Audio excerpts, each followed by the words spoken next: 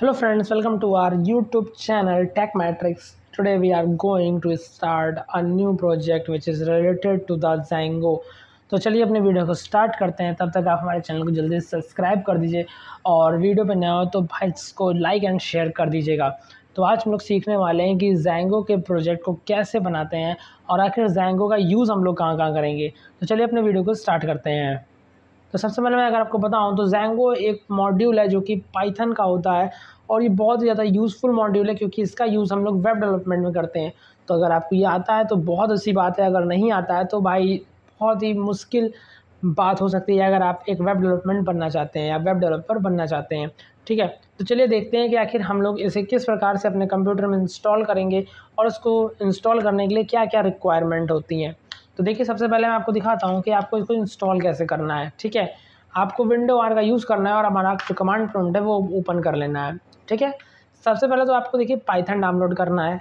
अगर आपने डाउनलोड ना किया हो तो आप क्या करिए, पाइथन की वेबसाइट पर जाइए और वहाँ से पाइथन का लेटेस्ट वर्जन डाउनलोड कर लीजिए अकॉर्डिंग टू योर सिस्टम। ऐसा ना हो कि भाई आपका 32 बिट का है और आप कर लो 64 बिट वाला, वो सब नोटिंग नहीं कर देना यार, है ना। तो वो सब ध्यान रखिएगा और उसको इंस्टॉल करने के बाद कह सकते हैं डाउनलोड करने के बाद इंस्टॉल कर लीजिएगा और आपको शो होने लगेगा। आप अगर मैं आपको दिखाऊं तो मेरे कंप्यूटर में ये ग्लोबली इंस्टॉल है, इस वजह से अगर मैं कहीं भी जाऊं और यहाँ पे अगर लिख देता हूँ पाइथन तो आप देखेंगे मुझे शो हो जाएगा कि मेरे पास जो पाइथन है वो 3.11.1 वर्जन है। मैं आपको देखिए दिखाता हूँ कि मैं अगर क्या करूँ कि इसको क्लोज़ करूँ और एक दोबारा विंडो आर से ओपन कराऊँ, एक सेकेंड। और देखिए मैं जाता हूँ CD कह सकता हूँ मैं, देखिए डायरेक्ट डी ड्राइव में जाता हूँ।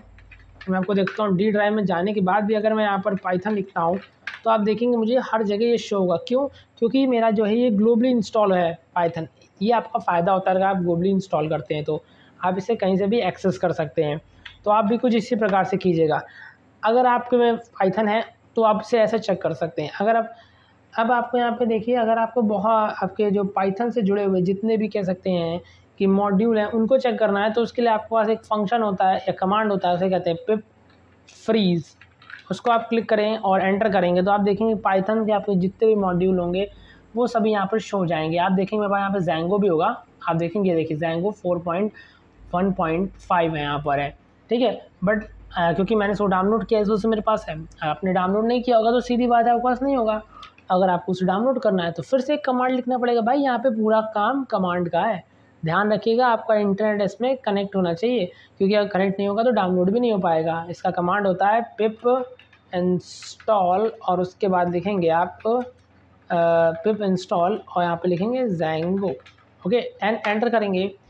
मेरे पास पहले से डाउनलोड है इस वजह से आप देखेंगे यहाँ पे लिख कर आ रहा होगा रिक्वायरमेंट ऑलरेडी सेटिस्फाइड और यहाँ पे आगे वर्जन भी लिखा है 4.1.5 और आप नीचे देखेंगे यहाँ पे लिखा हुआ है there was an error checking the latest version of pip. अगर आप चाहें तो पिप का यूज़ करके एक लेटेस्ट वर्जन को भी देख सकते हैं क्योंकि भाई अभी मेरा जो है नेट इससे कनेक्टेड नहीं है, इस वजह से यहाँ पे लेटेस्ट वर्जन को डाउनलोड नहीं कर सकता है। क्योंकि भाई इसके लिए आपको इंटरनेट से कनेक्टेड होना पड़ेगा और कनेक्शन करने के लिए भाई अपने पास इंटरनेट तो होना चाहिए, वो तो है नहीं। तो इस वजह से मैं यहाँ पे नहीं जुड़ा हुआ हूँ, ठीक है, नेट से। क्योंकि भाई बहुत ज़्यादा चीज़ें नई नहीं आई हैं इसके अंदर, तो मैं आपको इसी के साथ पढ़ाऊँगा और आपको बहुत जो मेन चीज़ें वो आपको समझा दूँगा। ठीक है, कि आखिर हम लोग इसको यूज़ कैसे करते हैं, जोड़ते कैसे हैं HTML फाइल को, CSS की फाइल को कैसे जोड़ते हैं, वो सब मैं आपको बताऊँगा इस पूरी सीरीज़ में। आज केवल हम लोग इंट्रोडक्शन पार्ट में देखे हैं कि किस प्रकार से आप Django को डाउनलोड करेंगे, आप उसे कैसे चेक करेंगे कि आपके कंप्यूटर में है या नहीं। आपके पास पाइथन होना ज़रूरी होता है अगर आप Django डाउनलोड करना चाहते हैं क्योंकि पाइथन की जो कमांड्स होती है उन्हीं के द्वारा आप जो है वो Django को चेक कर सकते हैं। ठीक है, अब देखिए मैं आपको दिखाता हूँ कि जब हम लोग Django का प्रोजेक्ट बनाएंगे ना तो आखिर कैसे बनाएंगे। अब आप देखेंगे कि मैंने हम लोग ने यहाँ तक तो सीख लिया। अब इसके आगे हम लोग यहाँ पे देखेंगे कि अगर हम लोग भाई जब भी Django का प्रोजेक्ट बनाते हैं या कह सकते हैं एक वेबसाइट बनाते हैं तो हमें यहाँ पे Django का एक प्रोजेक्ट बनाना पड़ता है क्योंकि उसी के अंदर सारी की सारी फाइल्स होती हैं।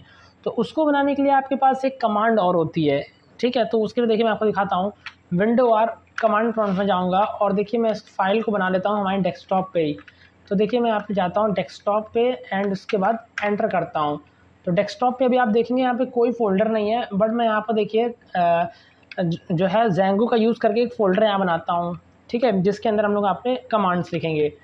तो इसको जो कह सकते हैं जो कमांड होता है वो कुछ इस प्रकार से होता है Django डैश एडमिन। ठीक है, ध्यान रखिएगा Django डैश एडमिन, उसके बाद आपको लिखना होता है स्टार्ट प्रोजेक्ट और फिर अपने प्रोजेक्ट का नाम डालना होता है। जैसे मैं डाल देता हूँ माई Django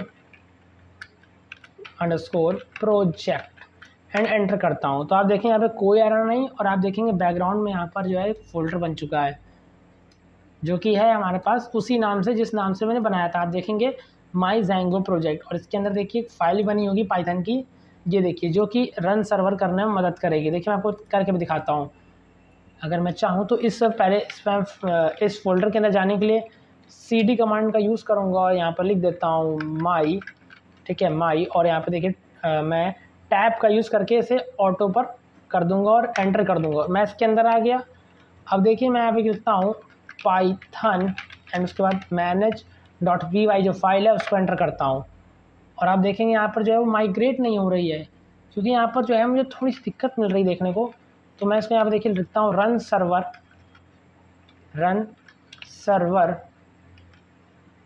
ओके, रन सर्वर और manage.py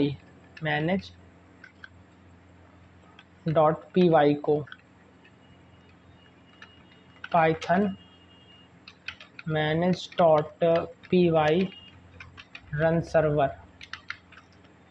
ठीक है। तो आप देखेंगे हमारा सर्वर रन हो चुका है, जिसकी जो कह सकते हैं ये रही लिंक। आप अगर चाहें तो उसको देख भी सकते हैं। देखिए मैं आपको दिखाता हूँ, Ctrl+C करता हूँ और हमारे पास जो ब्राउज़र है उस पर देखिए मैं ओपन करता हूँ, यहाँ पे मतलब कैसे तो पेस्ट करता हूँ, एंटर करता हूँ, तो आप देखेंगे लिख कर आ चुका है Django the install worked successfully, congratulation. तो आपका जो है वो डीबग हो चुका है। आप चाहें तो इसके एडमिन पेज पे भी जा सकते हैं। देखिए मैं आपको दिखाता हूँ, एडमिन पे आप लिखेंगे और एडमिन लिखने के बाद स्लैश लगा के एंटर करेंगे तो आपका देखिए एडमिन का पेज भी ओपन हो चुका है। भले ही अभी हमें यहाँ पे पासवर्ड और इसके यूज़र नेम नहीं पता है, मैं आपको नेक्स्ट वीडियो में ज़रूर बताऊंगा कि कैसे आप यहाँ पर एक Django के अंदर एक यूज़र बना सकते हैं अपने अकॉर्डिंग, ठीक है। तो चलिए देखेंगे नेक्स्ट वीडियो में, तब तक के लिए take care and goodbye. और चैनल पे आप न्यू हो तो भाई जल्दी से सब्सक्राइब करो चैनल को। मिलते हैं नेक्स्ट वीडियो में, तब तक के लिए take care and goodbye. और आप देखेंगे आप जो भी काम करेंगे वो बैकएंड में यहाँ पर जो है वो स्टोर होता जाएगा लगातार, ठीक है। तो ये बहुत ज़्यादा इंपॉर्टेंट होता है। तो चलिए मिलते हैं नेक्स्ट वीडियो में, तब तक के लिए take care and good bye.